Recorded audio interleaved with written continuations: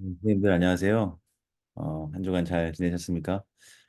지난 주일에 나누었던 평가 관련 내용을 다시 한번 리마인드 차원에서 영상으로 설명드리도록 하겠습니다. 다시 한번 6월 주제는 자비이고요. 요한복음 10장의 말씀을 다룹니다. 선한 목자에 관한 내용이 이제 나오는 구절인데요. 7절부터 18절까지가 이제 본문입니다. 그런데 사실은 선한 목자 말고도 다른 칭호가 하나 있어요. 나는 양의 문이라 이 칭호가 두 번이 나옵니다. 양의 문 그리고 내가 문이다. 이 두 번이 나오는데요.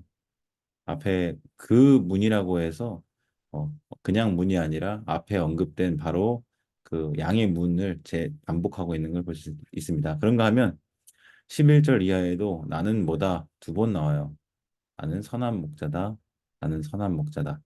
이렇게 두 번 설명해주고 있습니다. 그래서 저는 내일 설교 제목을 문이자 선한 목자이신 예수님 했어요. 왜냐하면 본문이 선한 목자만 이야기하고 있는 게 아니라 양의 문, 또 문이라는 것도 동일하게 두 번 반복해주고 있잖아요.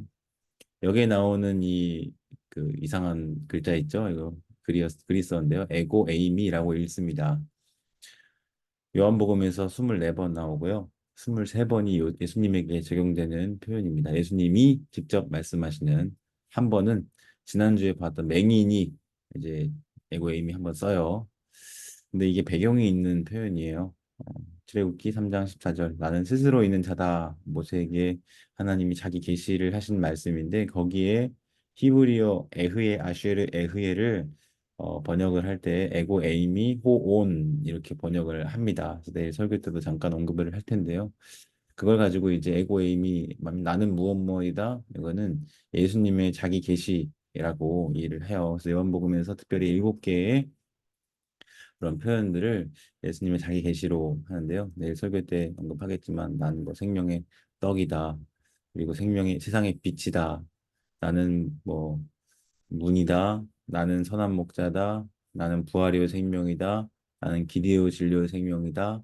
나는 참 포도나무다. 이렇게 해서 6장, 뭐 8장, 10장, 11장, 14장, 15장에 걸쳐서 에고에이미가 7번 사용되는 것에 주목을 합니다.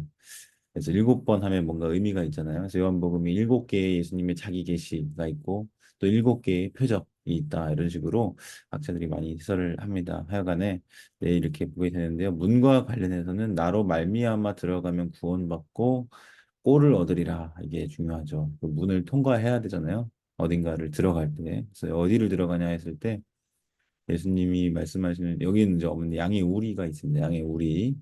거기 안으로 들어갈 때 문을 통과를 해서 들어가는 것을 이제 얘기하고요. 구원받고 꼴을 얻는 것.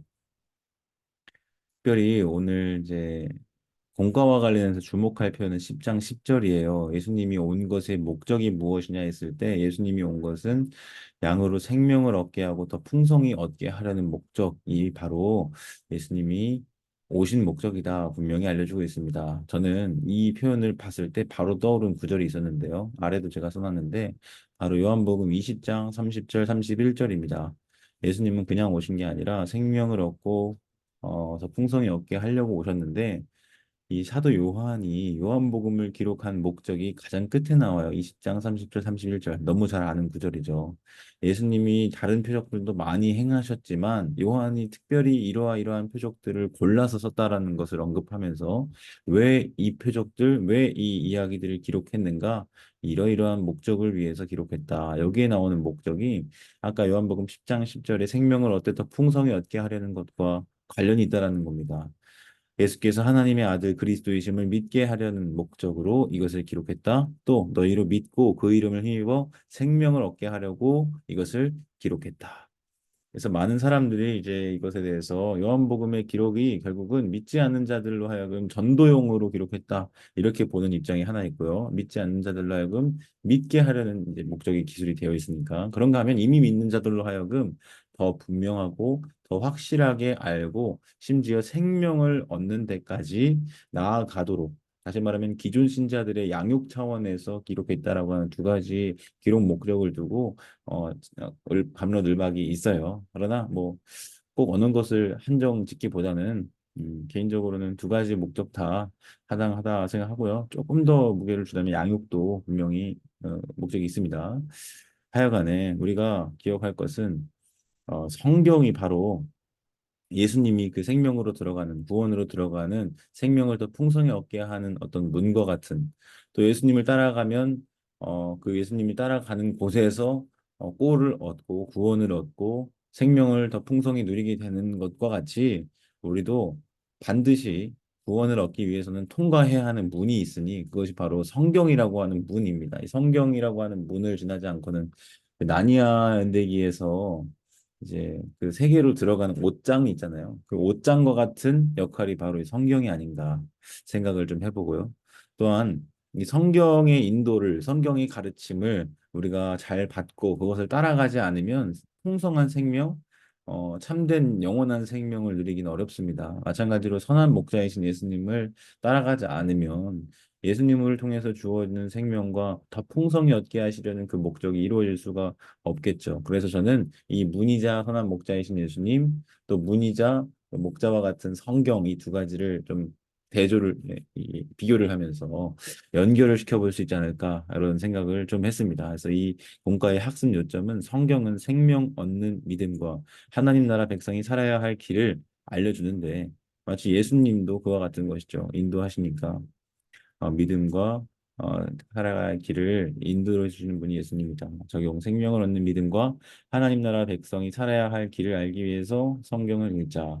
예수님을 따르자. 뭐 이렇게 연결이 될 수 있을 것 같습니다. 특별히 이 구절에서 좀 더 우리가 놓치기 쉬운 부분 중에 하나는요. 예수님은 목숨을 버리는 목자예요. 성경에 목자 이미지가 대단히 많이 나오는데 그 중에서도 목숨을 버리는 생명을 아끼지 않는 목자는 여기 요한복음이 거의 유일합니다. 신약 성경에서요. 이것이 어떤 의미가 있을까? 사실 요한의 복음의 가장 후반부에 결국은 예수님 십자가에 들리시는 장면이 나오잖아요. 그리고 요한복음에서 예수님을 어린 양이라고 하는 특별히 1장에서 세례 요한이 예수님을 보고 세상 죄를 지고 간 하나님의 어린 양이다라는 표현이 나오는데요. 동일한 저자라고 볼 수 있는 요한계시록의 요한도 예수님을 어린 양으로 많이 묘사합니다. 그런데 제가 내일도 소개하겠지만 계시록 7장 17절인가요? 이 7장의 어떤 한 구절에서는 16, 17절에 이 어린 양을 목자로 묘사합니다. 여러분 좀 재밌지 않나요? 어린 양이 무슨 목자예요. 그런데 예수님을 어린 양으로 묘사하면서 여기에 선한 목자이신 예수님을 거기서는 어린 양이 목자가 된다라는 그런 것을 써요. 결국은 예수님은 어떤 분이시냐? 양을 위해서 목숨을 버리며 희생 제사를 통해서 생명의 길을 여신 분으로서 다시 일어나서 보좌에 앉으신 권세를 가지신 통치자로 나타납니다. 이 목자 이미지가 고대 근동과 또 구약 성경과 또 신약 성경에서도 계속해서 어떤 통치자, 권세자의 이미지로 반복되어 나타나는 것을 볼 수 있는데요.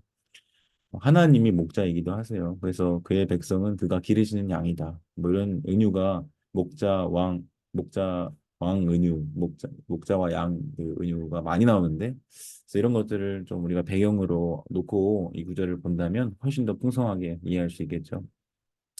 제가 내일은 찬양 집회이기 때문에 더 자세하게 다루지 못하지만 사실은 이게 앞에 나오는 이게 맹인된 사람, 그 시각장애인의 관련된 이야기랑도 연계가 되어 있어요. 절도와 강도, 도둑이 오는 것.